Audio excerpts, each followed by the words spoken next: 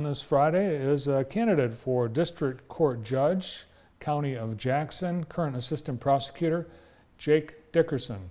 Jake, welcome to the show. Thanks for having me, Bart. Actually, welcome back. You were here a long time ago. Yeah, probably 9-10 years ago. Really? Well, great. Well, we want to talk about your career and your intentions on running for judge, but I want to ask you about something that I think is a lot on people's minds, and that is your connection to a coronavirus case, a situation that happened early on in the crisis here in our community. You were a basketball official at a pair of games in Concord where two officials got seriously ill with COVID, and one of those passed away. Yeah. Tell us about your involvement in that game and everything that happened surrounding it. Yeah, it was the district game at Concord for boys basketball. I was assigned to do the second game, which was Hanover-Horton versus Jonesville. Mm-hmm. And it was me, Kerry Lehman, and Sam Hunt. We did that game. It was the second game of the night. Okay. J.K. Hanley, Randy, and Troy did the first game. But I can remember I remember all the talk about COVID was going on then. Mm-hmm. I mean, we were all kind of practicing washing your hands, sanitizing, not shaking hands at that point. So I remember the fear was already there a little bit, and I remember right before the game, it was when they announced that the NCAA wasn't going to hold the tournament. Mm-hmm. And I mean, that was kind of like the first time I thought, wow, this is really serious. Mm-hmm. But then it was about a week afterwards, I remember getting a call from Kerry saying that he had been sick. He got sick right after the basketball game. And he was just letting me and Sam know just in case we weren't feeling good, and said it was diagnosed as bronchitis. And I mean, it was a little scary at that point. Mm-hmm. I hadn't felt any symptoms, so I was comfortable with it at that point. But then it was a couple days later where he texted again saying, hey, I just got out of the emergency room. It's pneumonia. And it was about 2 days after that, then I got the call that's saying he's in critical care at the hospital, and so was JK, who did that game, and how are you feeling, and things like that. And it was terrifying, absolutely terrifying. Well, I'm sorry for the loss of your friend, Kerry Lehman, and J.K. Hanley did recover, but it was a very serious situation for J.K. as he was critically ill for quite some time. Absolutely. And you never got sick at all. Thankfully, I never had any symptoms whatsoever. I mean, I was really watching it. I mean, I have young kids at home, and my wife, and was kind of panicked as well. And the first case of confirmed COVID was at the courthouse, an employee at the courthouse too. So it was kind of like a two-step thing that I'm at the courthouse with the first case, and now this major breakout from the Concord district game. I felt like I was really exposed. Wow. And we know pretty much the things that were common denominators in Concord. You really can't pin it down. What, what was it? Well, something there. We don't know. Right. Or someone there. Well, there's so many people there. I mean, I remember that was one of the cool things about the game was how many people were there, because Hanover was one of the top teams in the state. They bring a big crowd with them everywhere they go anyway. So it was standing room only. So, wow, and that was the last basketball game of the year. Yes, it was. Yeah. Well, I'm glad you're fine. Thank you. And our sympathies to Kerry's family, of course, and everyone really that has we've had a great loss in our community. Absolutely. And hopefully we've done enough so that we're not going to have any more. I hope so. So I knew you were going to be running for judge. We've got someone retiring, right? Yes, Judge Mazur, who's currently one of the 12th district judges. It's his last term. He can't run anymore. So he'll be done at the end of December, and so that creates an open seat. Why did you decide you wanted to be on the bench, Jake? I've always, since I've been an attorney, that was the ultimate goal, was to be a judge. But as far as this particular judge, I mean, I'm a Jackson kid. I was raised in Jackson. I went to school in Jackson. worked in Jackson. I've raised my family in Jackson. And with the combination of going to school here, working as a prosecutor here, officiating in the community, coaching in the community, I believe I have a pretty good pulse of what Jackson wants. And it just, quite frankly, it'd be the ultimate thing for me and the ultimate purpose of my campaign to serve this wonderful community. I think Judge Mazur's had certain areas of focus on the bench, and I think that's assigned by the chief judge at some point, or some of it is. Yeah. Some of it is. I know one of the big things that he's responsible for is that they have a domestic violence court, and I don't think that's necessarily assigned. That's something that Judge Mazur started. Okay. But other than that, yeah, they get assigned by the chief judges. So are there areas of justice are there certain types of crime that concern you that you feel you want to have some sort of involvement in solving? I do. The focus of my campaign really focuses on a couple different things. One of them is the violence that's happening in the city right now. For the last several years as the prosecutor, I've been a part of the Violent Offenders Task Force.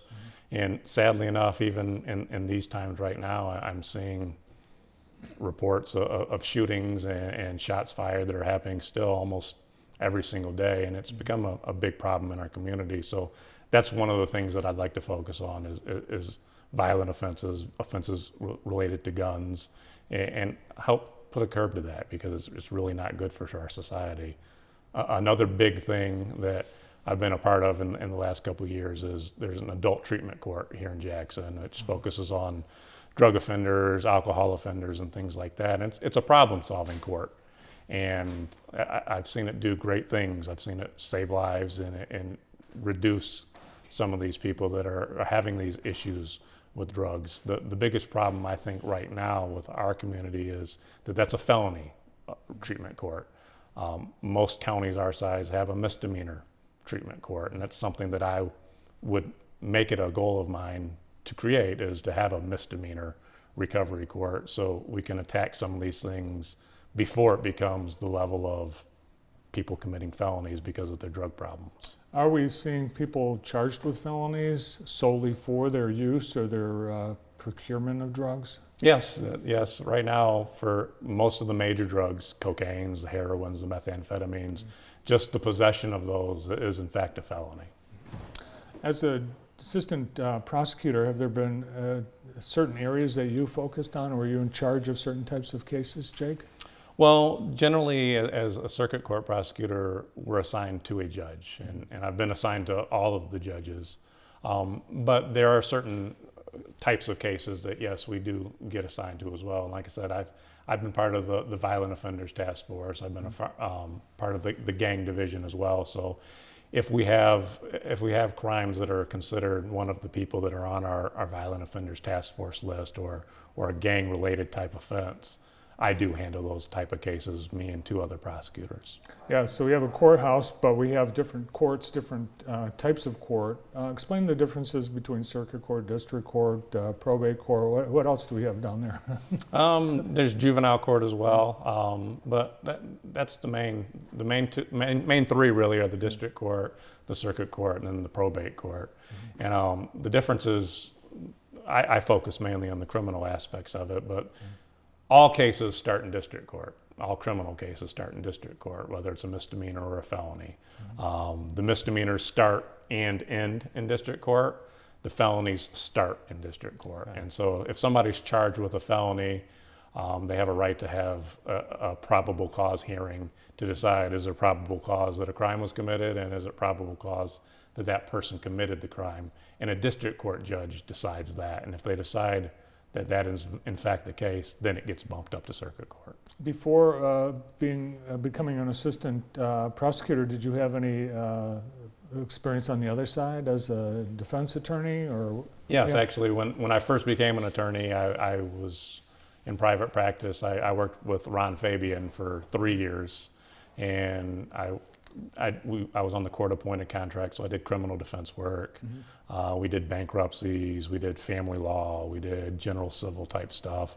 And then for about 7 or 8 months, I was on my own doing those same type of cases before I got hired with the prosecutor's office.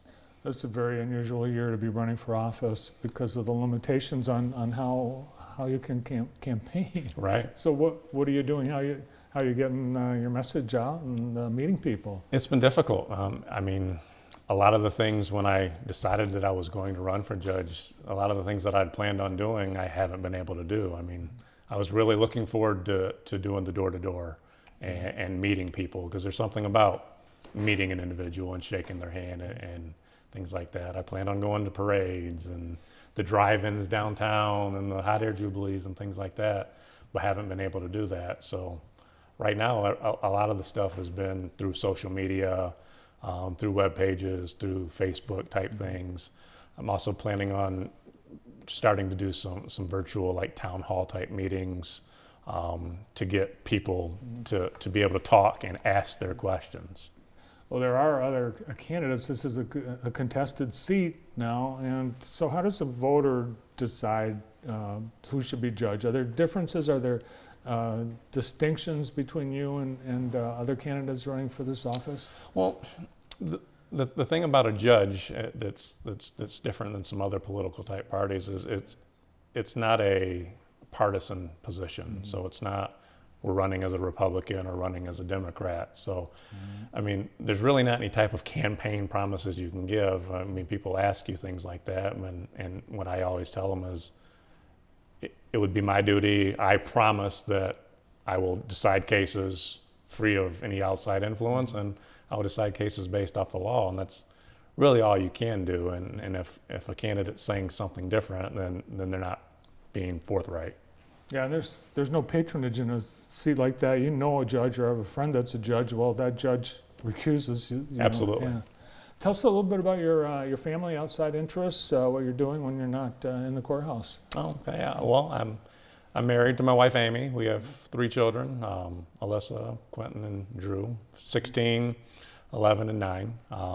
My daughter goes out to Western High School, plays volleyball out there. My 2 sons go to Columbia Central in 5th and 3rd grade.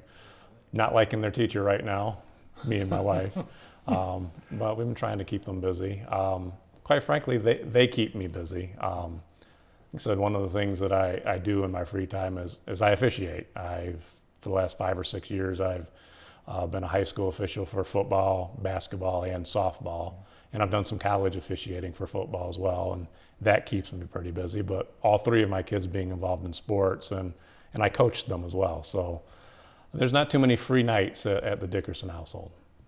So you've had to make some decisions on the field that perhaps weren't popular decisions. You couldn't throw those people in contempt.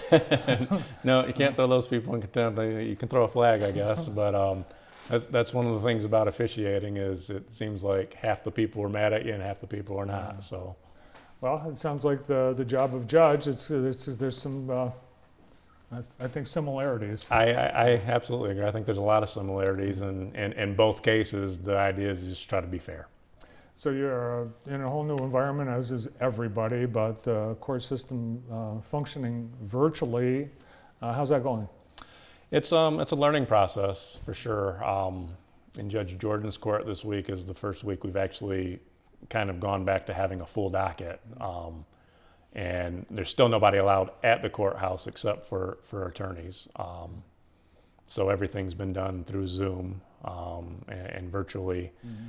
And that can be problematic, especially when we have hearings where you're actually having to question witnesses and things like that. For just regular procedural type things, it's not an issue, but it's definitely a learning curve.